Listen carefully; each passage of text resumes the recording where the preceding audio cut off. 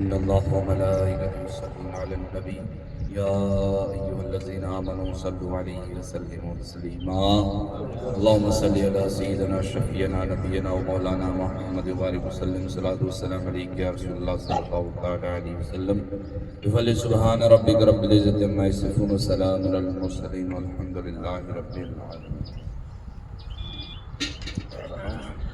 محترم و مکرم سامعین، بزرگوں، دوستوں، نوجوان ساتھیوں، پردہ نشین خواتین اسلام و معزز علماء کرام، السلام علیکم ورحمۃ اللہ وبرکاتہ. جس طرح سلام کیا اس طرح جواب دیا. السلام علیکم ورحمۃ اللہ وبرکاتہ. الحمد للہ نحمده ونستعینه ونستغفره ونؤمن به ونتوکل علیہ ونعوذ باللہ من شرور انفسنا ومن سیئات اعمالنا من يهدي الله فلا مضل له ومن يضلله فلا هادي له ونشهد أن لا إله إلا الله ونشهد أن محمدا عبده ورسوله. أما بعد فأعوذ بالله من الشيطان الرجيم. بسم الله الرحمن الرحيم. الذي خلق الموت والحياة ليبلوكم أيكم أحسن عملا. آمنت بالله صدق الله العظيم وصدق رسوله النبي الكريم ونحن على ذلك لمن الشاهدين والشاكرين والحمد لله رب العالمين. غوث اعظم بمن بے سر و ساما مدد قبلہ دی مدد کعبہ ایمان مدد بگردہ ببلا افتادہ کشتی ضعیفانو شکستارد بستی بحق خواجہ عثمان ہارونی مدد کن یا معین دین چشتی مدد کن یا معین دین چشتی مدد کن یا معین دین چشتی. کہ محمد سے وفاتوں نے تو ہم تیرے ہیں، کہ محمد سے وفاتوں نے تو ہم تیرے ہیں. یہ جہاں چیزیں کیا لوہو قلم تیرے ہیں، یہ جہاں چیزیں کیا لوہو قلم تیرے ہیں. میرے امام یوں فرماتے ہیں رخ دن ہے یہاں مہر سما، رخ دن ہے یہاں مہر سما. یہ بھی نہیں وہ بھی نہیں، شب زلفیاں مشک خطا یہ بھی نہیں وہ بھی نہیں. دن لہو میں کھونا تجھے شب صبح تک سونا تجھے، دن لہو میں کھونا تجھے شب صبح تک سونا تجھے. شرم نبی خوف خدا یہ بھی نہیں وہ بھی نہیں، شرم نبی خوف خدا یہ بھی نہیں وہ بھی نہیں. رزق خدا خایا کیا فرمان حق ٹالا کیا، رزق خدا خایا کیا فرمان حق ٹالا کیا. شکر کرم ترس سزا یہ بھی نہیں وہ بھی نہیں، شکر کرم ترس سزا یہ بھی نہیں وہ بھی نہیں. ڈر تھا کہ اس یا کی سزا اب ہوگی یا روز جزا، ڈر تھا کہ اس یا کی سزا اب ہوگی یا روز جزا. دی ان کی رحمت نے صدا یہ بھی نہیں وہ بھی نہیں، دی ان کی رحمت نے صدا یہ بھی نہیں وہ بھی نہیں. محترم و مکرم سامعین، میں نے جس آیت کریمہ کا تلاوت کرنے کا شرف حاصل کیا اس پر روشنی ڈالنے، سمجھنے اور سمجھانے سے پہلے بہتر و مناسب نہیں بلکہ ضروری سمجھتا ہوں ایک مرتبہ آپ اور ہم سے مل کر آقا نامدار مدینے کے تاجدار، غریبوں کے غمخوار، بے کسوں کے کس، بے بسوں کے بس، بے سہاروں کے سہارا، یتیموں کے ماوا، غریبوں کے ملجا، ہم سب کے داتا جناب احمد مجتبی محمد مصطفیٰ صلی اللہ تعالیٰ علیہ وسلم کی بارگاہ عالیہ میں بلند آواز کے ساتھ جھوم جھوم کر درود پاک کا نذرانہ پیش کریں۔ بڑی آواز سے بلند اللہم سیدنا شفیعنا نبینا مولانا محمد مبارک وسلم، صلاۃ والسلام علیک یا رسول اللہ صلی اللہ تعالیٰ علیہ وسلم۔ درود پاک میں کبھی بھی بخیلی اور کنجوسی نہیں کرنی چاہیے، اور کیونکہ ہم جس کا کھاتے ہیں اس کا گانا بھی ہمارے لیے بہت ضروری ہے، تو ہم جس نبی کا صدقہ کھاتے ہیں اس نبی پر درود بھی اتنے زور سے پڑھنا چاہیے۔ تو ایک مرتبہ نبی اور آل نبی پر بلند آواز کے ساتھ درود پاک پڑھیں۔ اللهم صل على سيدنا نبينا مولانا محمد وعلى آل محمد كما صليت على سيدنا إبراهيم وعلى آل سيدنا إبراهيم إنك حميد مجيد اللهم بارك على محمد وعلى آل محمد كما باركت على إبراهيم وعلى آل إبراهيم إنك حميد مجيد۔ محترم و مکرم سامعین، آج کی یہ مجلس، آج کی میلاد ایصال ثواب کے تعلق سے منعقد کی گئی ہے۔ اللہ پاک کی بارگاہ میں دعا کرتا ہوں اللہ پاک محفل پاک کے صدقے سے، ذکر خیر کے صدقے سے مرحومات کی بے حساب مغفرت فرمائے اور جنت الفردوس میں اعلیٰ سے اعلیٰ مقام عطا فرمائے، ان کے گھر والوں کو صبر جمیل عطا فرمائے۔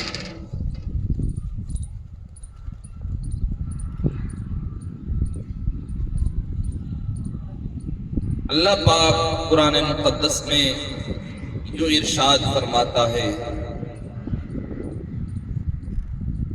الذی خلق الموت والحیاۃ لیبلوکم ایکم احسن عملا۔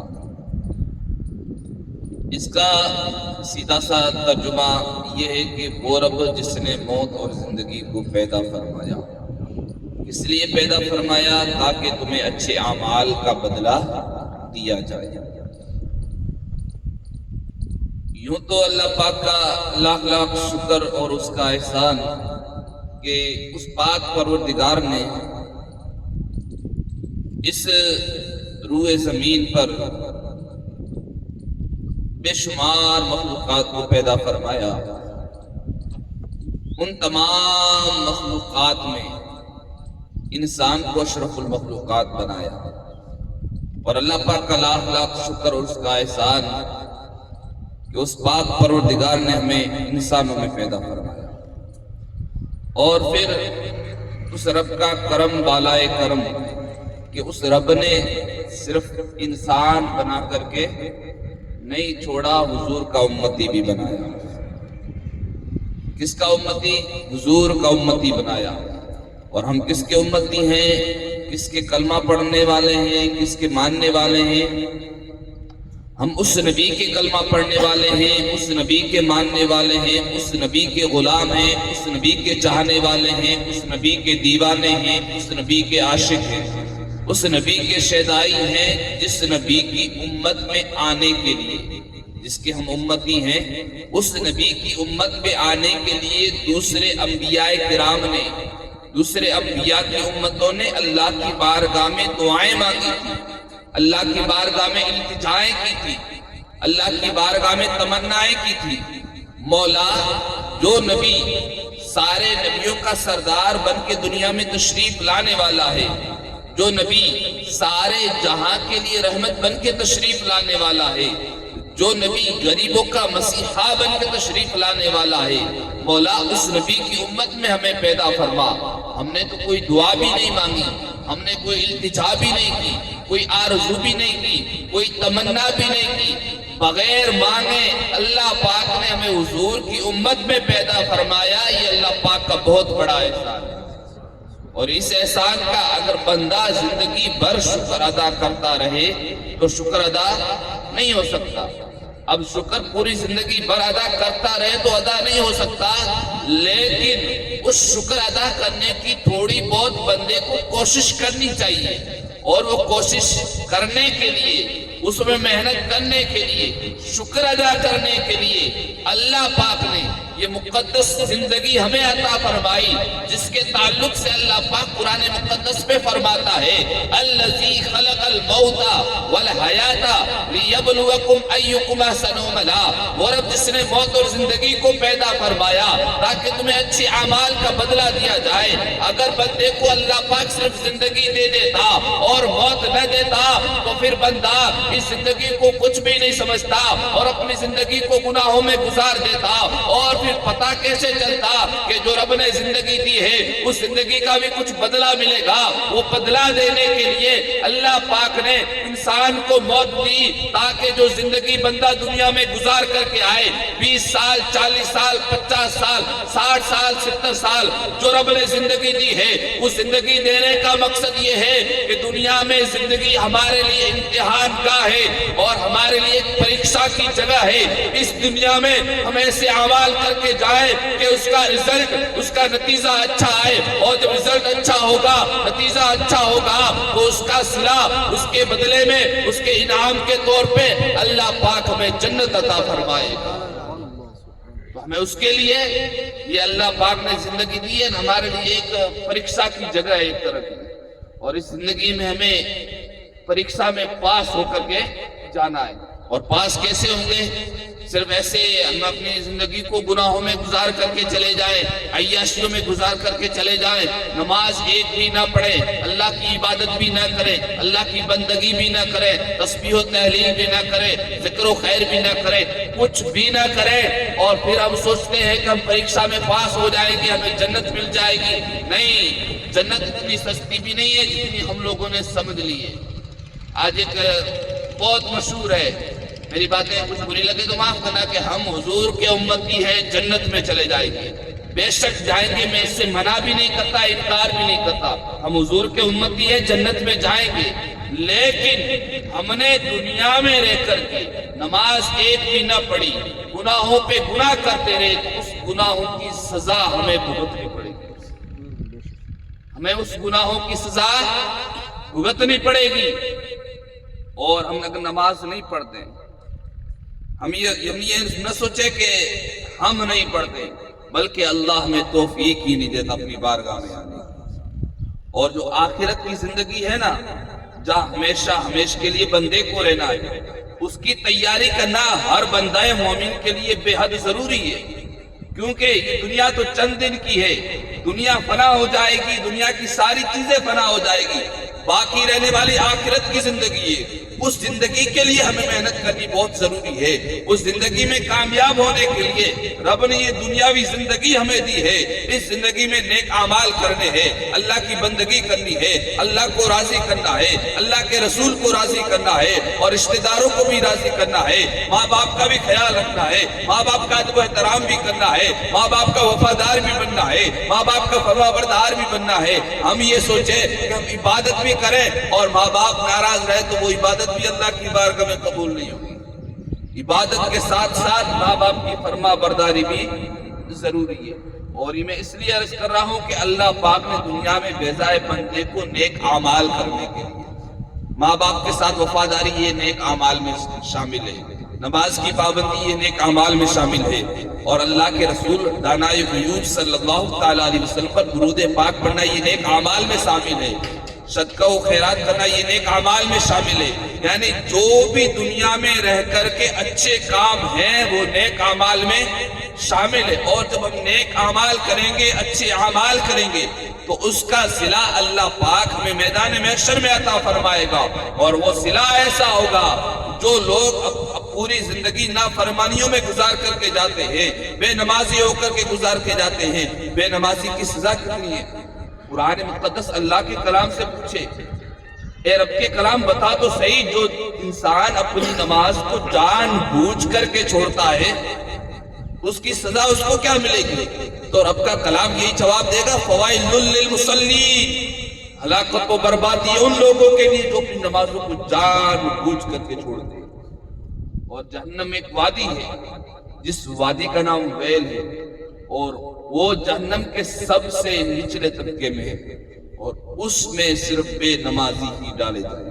اللہ آج ہم اپنی زندگی کا محاسبہ کریں، ہم یہ سوچتے ہیں کہ مر جائیں گے اس کے بعد جو ہوگا دیکھا جائے گا. نہیں، یہ دنیا کی زندگی تو ہم جس کو آسان سمجھتے ہیں اس سے کئی زیادہ مشکل آخرت کی زندگی ہے. اور قبر کی جو پہلی منزل ہے، آخرت کی منزلوں میں سے قبر جو پہلی منزل ہے، وہ سب سے مشکل ہے پار کرنا بندے کے لیے. بندہ اس میں اگر قبر کی منزل کو پار کر لیا تو پھر آگے کی منزلیں بھی طے کرنا انسان کے لیے بہت ضروری ہے. لیکن سب سے مشکل جو منزل ہے وہ پہلی منزل قبر کی منزل ہے. اور اس منزل کے لیے بندے کو آج ہی سے تیاری میں لگنا. تیاری کیسی؟ ہمیں دنیا میں رہ کر کے ایسے اعمال کرنے، ایسے کام کرنے جس سے رب راضی ہو، رب کا رسول راضی ہو. ہم اپنے فائدے کے لیے تو سب کچھ کرتے ہیں. مثال کے طور پہ بتاتا چلوں کہ ہم اپنے فائدے کے لیے کھیتی بھی کرتے ہیں، ہم اپنے رہنے کے لیے بہترین مکان بھی بناتے ہیں، ہم اپنے اولادوں کے لیے دھن و دولت بھی جمع کرتے ہیں. یہ سب اپنے فائدے کے لیے کرتے ہیں. تو بتاؤ، جب دنیاوی فائدہ اور اپنے فائدے کے لیے سب کچھ، آخرت کے فائدے کے لیے بھی بندے کو کچھ کرنا ضروری ہے. کیونکہ دنیا سے کچھ چلا جائے گا، نہ تیری کھیتی تیری قبر میں کام آئے گی، نہ تیری پراپرٹی تیری قبر میں کام آئے گی، نہ تیرا مکان کام آئے گا، نہ تیری اولاد تیری قبر میں کام آئے گی، نہ تیرے رشتہ دار تیری قبر میں کام آئیں گے، نہ تیرے دوست تیری قبر میں کام آئیں گے. آج کل تو حال یہ ہو چکا ہے، اگر کوئی رشتہ دار بھی ہو، دوست بھی ہو، تو جنازے میں اس لیے آتا ہے کہ وہاں نہیں جاؤں گا تو ان لوگوں کو برا لگ جائے گا. اور آئے گا بس جو جنازہ نماز بھی نہیں پڑھے گا، دور کھڑا رہے گا، کہے گا کہ کپڑے ناپاک ہیں، میں پاک نہیں ہوں. بہانے بہت سارے ہیں انسانوں کے پاس.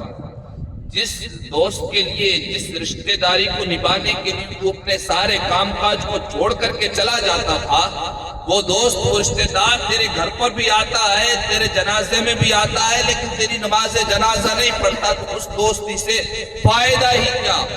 دوستی ایسے کرو، اس انسان سے کرو، اس شخص سے کرو جو دنیا میں بھی کام آئے، آخرت میں بھی کام آئے، قبر میں بھی کام آئے. آخر ایسا ہے کون جو ہماری قبر میں بھی کام آئے، دنیا میں بھی کام آئے، آخرت میں بھی کام آئے؟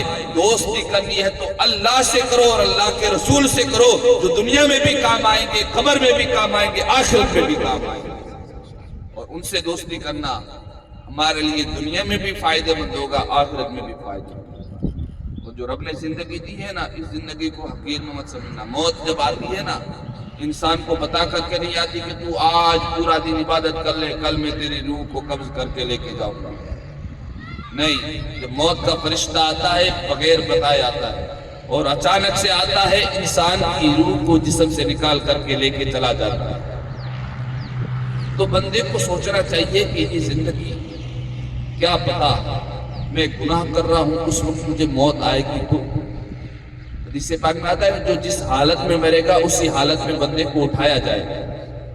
اگر ہم نماز کی حالت میں دنیا سے گئے تو نماز کی حالت میں اٹھائے جائے گا. اگر ہم گناہ کرتے دنیا سے چلے گئے تو اس گناہ کی حالت میں اٹھائے جائے گا. اب فیصلہ ہمیں کرنا ہے، ہمیں سوچنا ہے کہ ہمیں کس طرح موت آنی چاہیے، کس طرح اللہ کی بارگاہ میں ہمیں جا کر کے پیش ہونا ہے. اگر ہم نمازوں کے پابند ہوئے، کیا پتا ہماری قسمت میں سجدے میں موت لکھی ہو، اور سجدے میں موت آ جائے تو سمجھ لو ہماری دنیا بھی کامیاب ہے اور آخرت بھی کامیاب ہے. اس لیے ہمیں کوشش کرنی چاہیے کہ اللہ کو راضی کرنے کی. موت آئے گی، یقینی طور پہ آئے گی، لیکن مرنے سے پہلے بندے کے لیے تیاری کرنا بے حد ضروری ہے. اور دنیا میں رہ کے نیک اعمال بھی کرنا انسان کے لیے بے حد ضروری ہے. اور جو بندہ نیک اعمال کرتا ہے اس کے فائدے بھی انسان کو بے شمار ہوتے ہیں. اب جو میں ذکر کر رہا تھا، سب سے پہلے افضل بہترین عبادت، مرنا تو سب کو ہے، لیکن مرنے سے پہلے مرنے کی تیاری کرنا بندے کے لیے بے حد ضروری ہے. اس سوال کو دماغ میں فٹ رکھنا ہے کہ مجھے مرنا ہے تو مرنے سے پہلے مرنے کی تیاری کرنا میرے لیے بے حد ضروری ہے. کیوں کہ اگر کسی انسان کو کہیں پر بھی جانا ہو تو وہ اس کی تیاری کر کے جاتا ہے نا، بغیر تیاری کے کوئی نہیں جاتا. ایک دنیاوی مثال دے کے اپنی گفتگو کو آگے بڑھاؤں کہ اگر ہم کو یہاں سے، مجھ کو یہاں سے اجمیر شریف جانا ہو تو میں اس کی تیاری کر کے جاؤں گا، کیونکہ مجھے سفر بھی طے کرنا ہے، ٹکٹ بھی کروانا ہے، اس بار 2 دن رکنا ہے تو اس کا انتظام بھی کرنا ہے، کپڑے بھی ساتھ میں لوں گا اور وہاں کے رہنے کا انتظام بھی کروں گا، اور سفر کی ساری تیاری کر کے میں یہاں سے روانہ ہوں گا، 2 دن میں واپس پلٹ کر کے مجھے واپس گھر آنا ہے۔ جب ایک بندہ 2 دن کے سفر کے لیے 2 دن کہیں رہنے جاتا ہے تو اس کی مکمل تیاری کر کے جاتا ہے، کپڑے بھی ساتھ میں لیتا ہے، نہا دھو کے بھی جاتا ہے اور کچھ ضرورت کے سامان بھی ساتھ میں لیتا ہے تاکہ مجھے وہاں پر کوئی تکلیف نہ ہو، آسانی سے وہاں رہ کر کے 2 دن میں خواجہ صاحب کی بارگاہ میں حاضری دے کر کے سکون سے رہ کر کے واپس صحیح سلامت میں گھر آ جاؤں، مجھے کوئی تکلیف نہیں ہونی چاہیے۔ جس طرح ایک انسان 2 دن کے لیے جہاں کہیں پر بھی جاتا ہے وہاں 2 دن کی تیاری کر کے جاتا تاکہ اس کی زندگی میں کوئی تکلیف نہ آئے، جہاں 2 دن کے لیے جاتا ہے وہاں کی تیاری کر کے جاتا ہے، اور جہاں انسان کو ہمیشہ کے لیے جانا ہے وہاں سے پلٹ کر کے واپس نہیں آنا، یعنی قبر میں جانا ہے وہاں سے پلٹ کر کے واپس نہیں آنا ہے، تو وہاں کی ہمیشہ کی تیاری بھی ہمیشہ جیسی ہونی چاہیے۔ اور ہمیشہ کی تیاری یہ ہے کہ جب آذان ہمارے کانوں میں سنائی دے تو اٹھنے والا قدم بازار کی طرف نہ ہو، گناہوں کی طرف نہ ہو، بلکہ مسجد کی طرف ہو اور سر سجدے میں ہو، تو سمجھ لو ہماری دنیا بھی کامیاب اور آخرت بھی کامیاب، اور وہی ہماری آخرت کی تیاری ہے۔ اور جو ہم نماز پڑھتے ہیں، نماز کی بے شمار فائدے بھی ہیں، ایسا نہیں ہے کہ صرف اللہ کی بارگاہ میں، نماز سے بے شمار فائدے بندے کو حاصل ہوتے ہیں، اور بندے کو چاہیے بھی کہ نماز کی پابندی کرے، کیونکہ انسان کو جو اللہ پاک نے پیدا فرمایا نا، جس طرح جانوروں کو پیدا فرمایا، زمین کو پیدا فرمایا، آسمان کو پیدا فرمایا، ان تمام کا کوئی نہ کوئی مقصد ہے۔ جس طرح زمین کو پیدا فرمایا تو انسانوں کے لیے، تاکہ انسان اس سے کھیتی کر کے اپنا پیٹ بھر سکے، رہنے کے لیے مکان بنا سکے اور درختوں سے ٹھنڈی ہوائیں کھا سکے، اسی لیے زمین کی بہت ساری نعمتیں انسان کے لیے بنائی۔ اسی طرح آسمان کو بنایا تو انسان کے رہنے کے لیے بنایا، سامیانہ بنایا، چھایا بنایا، اور اسی طرح جانوروں کو بھی پیدا فرمایا، تو جیسے گائے ہے، بھینس ہے، جو انسان اس سے دودھ دو کر کے اپنے گزارا کر سکے، اور اسی طرح دوسری چیزیں ہیں، دوسری مخلوقات ہیں، ہر ایک مخلوق کو پیدا کیا تو اس کے پیچھے کچھ نہ کچھ ریزن، کچھ نہ کچھ مقصد ہے، بغیر مقصد کے کسی مخلوق کو اللہ پاک نے پیدا نہیں فرمایا۔ اسی طرح جب انسان کو اللہ پاک نے پیدا فرمایا اس کے پیچھے کا بھی کوئی نہ کوئی مقصد ہے، بغیر مقصد کے انسان کو بھی نہیں پیدا فرمایا۔ آپ سوچیں گے انسان کو پیدا کرنے کا کیا مقصد ہے؟ تو میں نہیں، اللہ کے کلام قرآن مجید سے پوچھے، اے رب کے کلام تو ہی بتا کہ انسان کو اللہ پاک نے کیوں پیدا فرمایا، تو رب کا کلام یہی جواب دے گا، وَمَا خَلَقْتُ الْجِنَّ وَالْإِنسَ إِلَّا لِيَعْبُدُونَ، میں نے انسانوں اور جناتوں کو صرف اور صرف عبادت کے لیے پیدا فرمایا۔ یعنی ہم کو جو اللہ پاک نے پیدا فرمایا ہے نا، وہ صرف عبادت کے لیے پیدا فرمایا، دوسرے کاموں کے لیے پیدا نہیں فرمایا۔ ہم جو دوسرے کام کرتے ہیں اپنے فائدے کے لیے کرتے ہیں، لیکن جو اصل مقصد ہے وہ عبادت ہے، اور جو عبادت کرتا ہے اس کے بے شمار فائدے بھی ہوتے ہیں۔ آپ اللہ والوں کی تاریخ اور ہسٹری کو پڑھیں کہ اللہ والے کیسے عبادت کرتے تھے، کیسے نیک اعمال کرتے تھے، اور اپنی زندگی کو کیسے گزارتے تھے جس سے رب راضی ہو، رب کا رسول راضی ہو۔ آپ نے نام سنا ہوگا کہ ایک اللہ کے ولی کا، جس کو تاریخ میں حضرت باعزید بستامی کہتے ہیں، بہت بڑے اللہ کے ولی ہیں، بہت بڑے اللہ کے ولی، لیکن ان کی زندگی کو پڑھیں، ان کی ہسٹری کو پڑھیں، ان کی تاریخ کو پڑھیں تو پتہ چلے گا کہ انہوں نے اپنی زندگی کو کیسے گزارا۔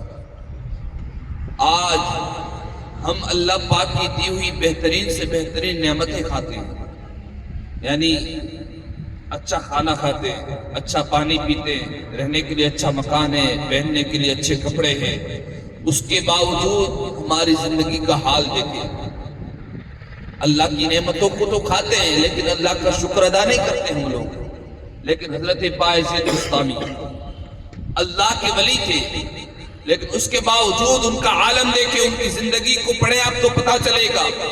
حضرت باعزید بستامی رحمت اللہ علیہ اللہ کے ولیوں میں بھی بہت سارے مراتب ہوتے ہیں، اولیاء کے بھی بہت سارے مراتب، کوئی ابدال، کوئی قطب، کوئی غوث،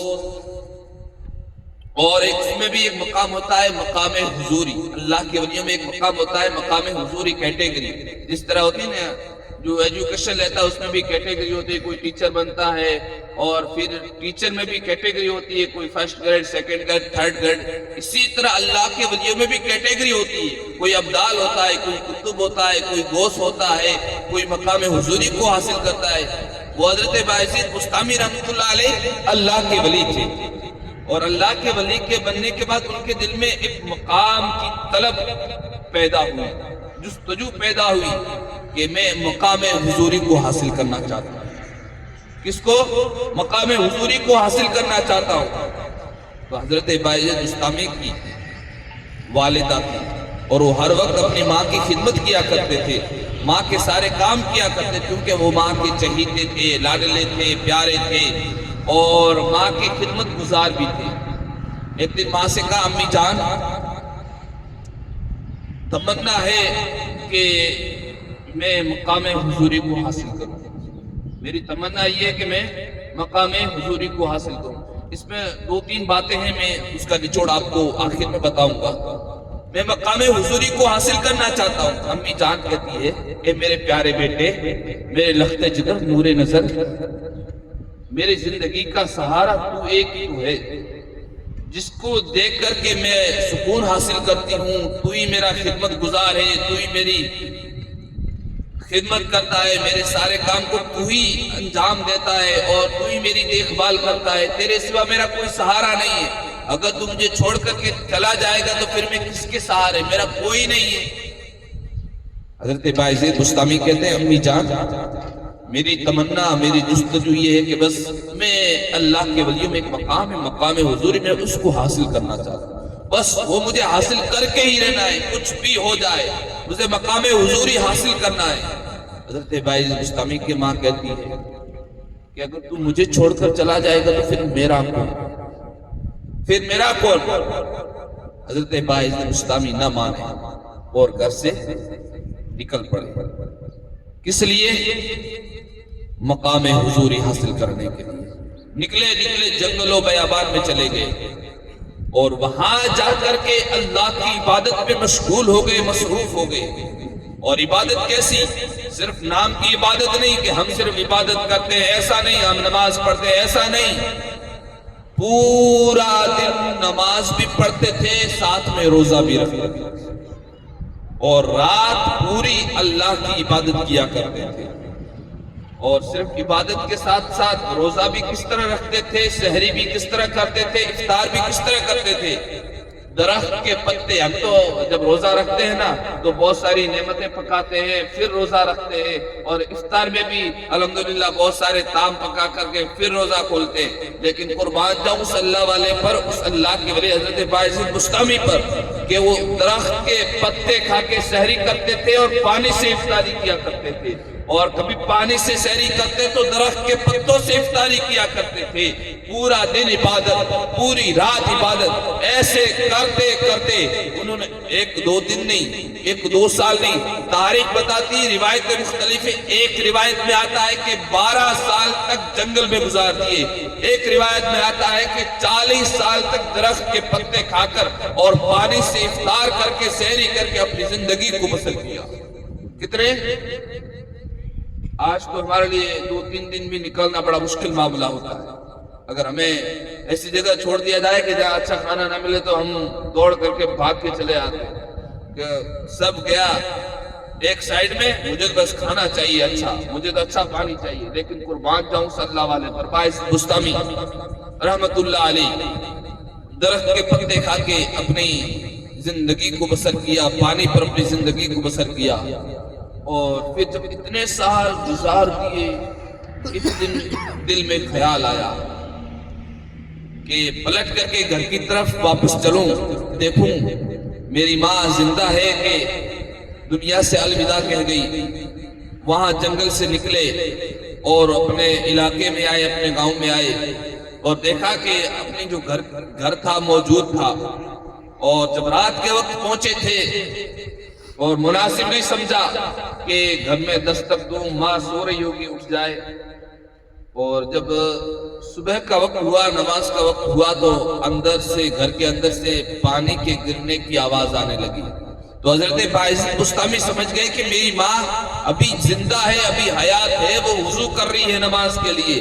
حضرت باعزید بسطامی نے گھر کے دروازے پر دستک دی، دستک لگائی، تو ماں سمجھ گئی کہ جو 40 سال پہلے باعزید بسطامی دستک دیا کرتا تھا، وہی دستک کی حرکت، وہی دستک کی آواز آج میرے گھر پر موجود ہے۔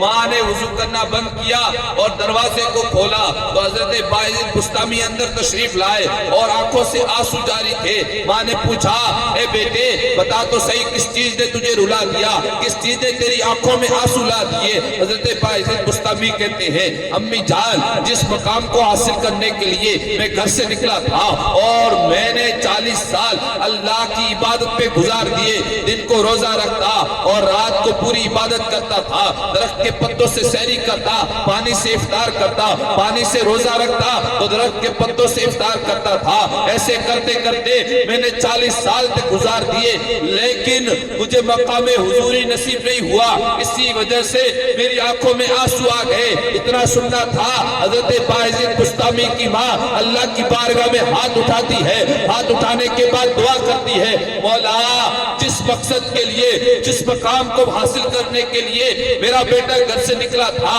40 سال تک تیری عبادت کی، تیری بندگی کی اور تجھے ہی راضی کرنے میں 40 سال لگا دیے، لیکن تو نے اسے مقام حضوری نہیں عطا فرمایا، لیکن آج ماں کے اٹھے ہوئے ہاتھوں کی لاج رکھ لے، اسے مقام حضوری عطا فرما۔ اتنا کہنا تھا، ابھی دعا پوری ہوئی نہیں ہوئی تھی کہ اللہ پاک نے باعزید بسطامی کو مقام حضوری عطا فرما دیا۔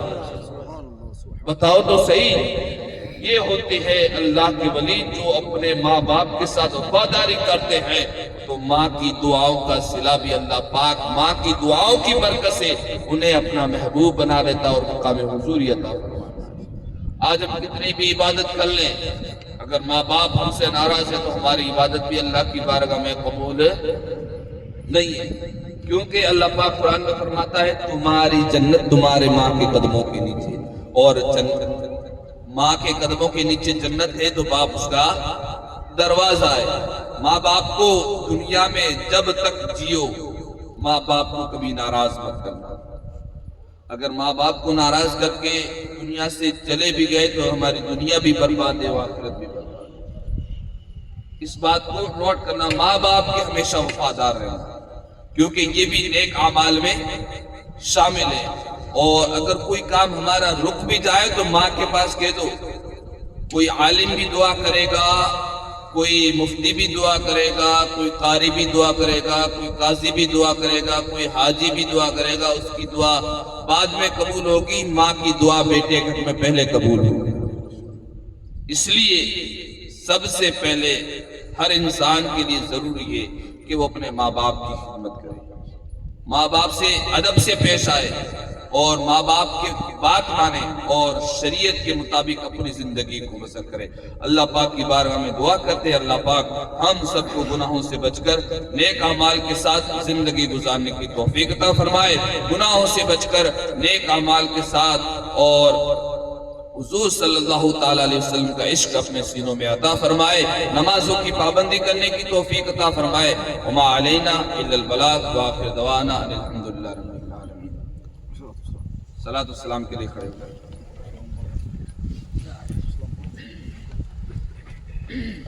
مصطفیٰ جان رحمت بلاکھوں سلام، شمع بز میں ہدایات بلاکھوں سلام، مصطفیٰ جان رحمت بلاکھوں سلام، شمع بز میں ہدایات بلاکھوں سلام، درد دل نام لینے سے ہوتا ہے کم، اس لیے نام آقا کا لیتے ہم، جھوم کر لکھ رہا ہے رضا کا قلم، شہر یار ارم تاجدار حرم، شہر یار ارم تاجدار حرم نو بہارے شفاعت پہ لاکھوں سلام مصطفیٰ جان رحمت پہ لاکھوں سلام شمع بز میں ہدایات ہم نے سمجھا نہ تھا آپ کا مرتبہ اعلی حضرت نے ہم کو یہ سمجھا دیا سرمہ عشق آنکھوں میں پہنا دیا ڈال دی قلب میں عظمت مصطفیٰ ڈال دی قلب میں عظمت مصطفیٰ سیدی اعلی حضرت پہ لاکھوں سلام مصطفیٰ جان رحمت پہ لاکھوں سلام شمع بز میں جب میں پہنچوں دیار حبیب خدا مصطفیٰ ساتھ ہو اور حامد رضا چوم کر جالیوں کو پڑھوں برملا مجھ سے خدمت کہ قدسی کہیں ہاں رضا مجھ سے خدمت کہ قدسی کہیں ہاں رضا مصطفیٰ جان رحمت پہ لاکھوں سلام مصطفیٰ جان رحمت پہ لاکھوں سلام شمع بز میں ہدایات صلاۃ والسلام علیکہ رسول اللہ صلاۃ والسلام علیکہ حبیب اللہ صلی اللہ علیہ وسلم سب لوگ خوش